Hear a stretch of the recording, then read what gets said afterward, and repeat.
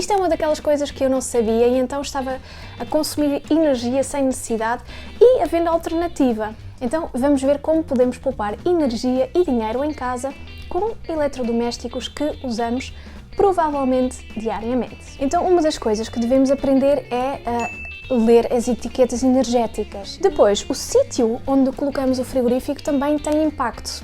Se estiver no... Bem-vindos de novo ao canal, eu sou Ela, fundadora do Finanças com Ela, e neste canal falamos sobre investir, poupar e ganhar dinheiro com o objetivo de alcançar a independência financeira.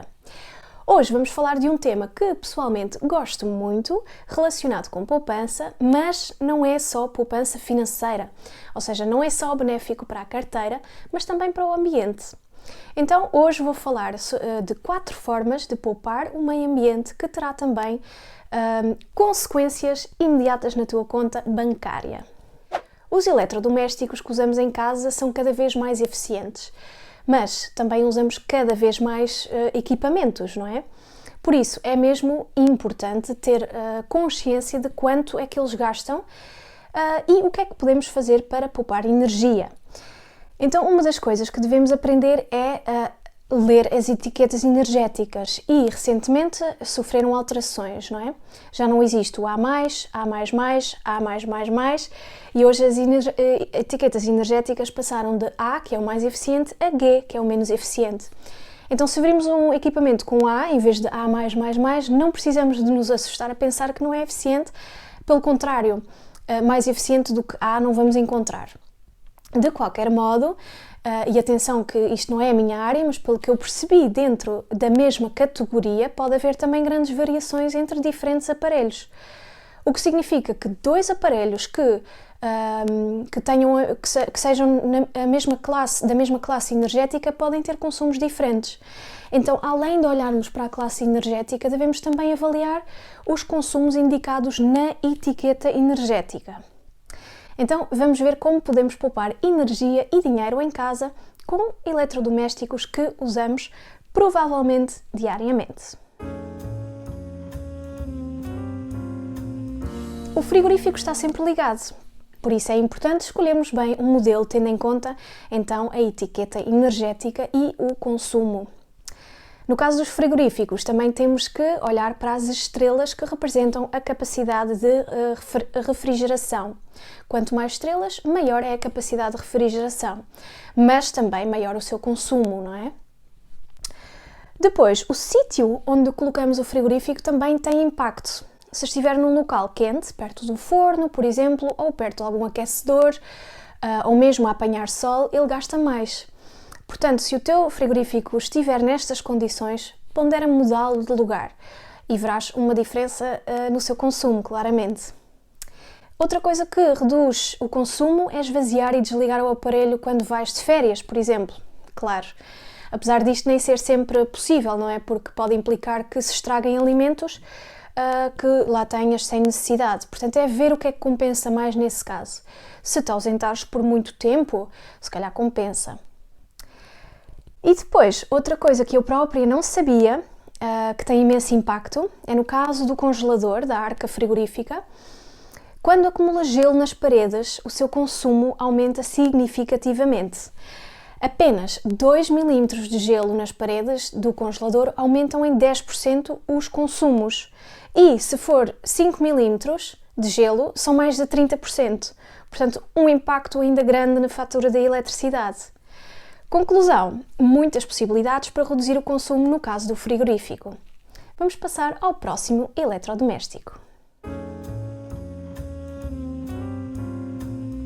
Isto é uma daquelas coisas que eu não sabia e então estava a consumir energia sem necessidade e havendo alternativa. Quando usamos o forno temos várias opções e sendo uma delas o modo grill, não é? Que usamos para fazer gratinados, por exemplo. Mas no meu caso eu também usava o grill noutros casos sem haver um grande benefício, na verdade. Simplesmente achava que o grill era uma boa ideia. Mas claramente deixei de o fazer quando soube que este modo gasta quase o dobro da energia comparando com um modo normal. E algo que eu também passei a fazer foi, num prato que seja para gratinar, primeiro coloco no modo normal até ficar quase pronto e depois os últimos 10 minutos coloco no modo grill. Depois, outra forma de poupar energia e dinheiro no uso do forno é desligá-lo antes do tempo de cozedura, porque o forno mantém-se quente durante algum tempo, o calor residual, que não gasta, não é? Então, se o prato necessitar de ir ao forno, por exemplo, 30 minutos, pondera desligá-lo aos 20 minutos. É uma questão de ir experimentando. Já agora, se gostas deste tipo de dicas sobre poupar dinheiro e energia, diz-me nos comentários ou deixa um like neste vídeo para eu saber se faço mais vídeos sobre este tema, que eu gosto bastante deste tema, como já tinha dito, mas eu faço os vídeos para vocês, não é? Por isso, vocês que me digam. Nem todos temos televisão, mas quem tem, possivelmente tem um ecrã grande para ter um maior conforto e fazer sessões de cinema em casa. E se for o teu caso, presta atenção. Quanto maior o ecrã, maior o consumo, claro. E as televisões, se tivermos em conta o tempo de utilização, podem consumir bastante, se calhar tanto como uma máquina de lavar, por exemplo. Por isso, cuidado com ter a televisão ligada para fazer companhia. Por outro lado, quando as televisões estão em stand-by, não gastam quase nada, ao contrário dos televisores antigos que em stand-by acabavam por gastar ainda bastante. No caso da máquina de lavar roupa, além de, claro, teres que ter em conta a etiqueta energética, há outras formas de reduzir o seu consumo. Então, vou falar aqui de duas formas. A primeira é lavar roupa a uma temperatura inferior. Em vez de lavar a 60 graus, opta por lavar a 30 ou 40 graus.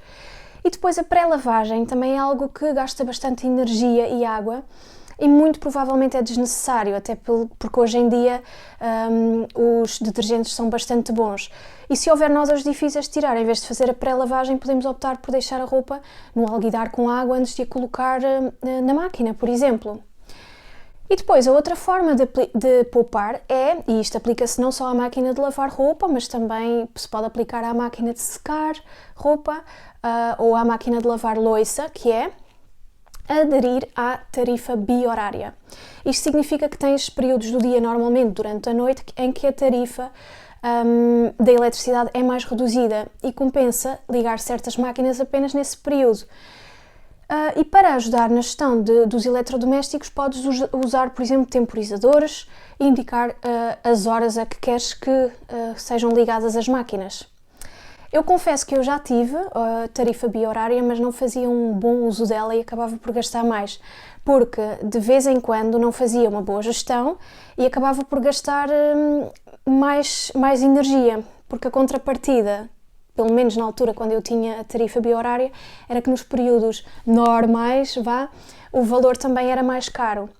De qualquer modo, é uma opção que podes explorar e compensa se conseguires fazer uma boa gestão, não é? Eu sei que no site da Ecoproteste dá para fazer uma simulação para avaliar que tarifário é o mais indicado em cada caso.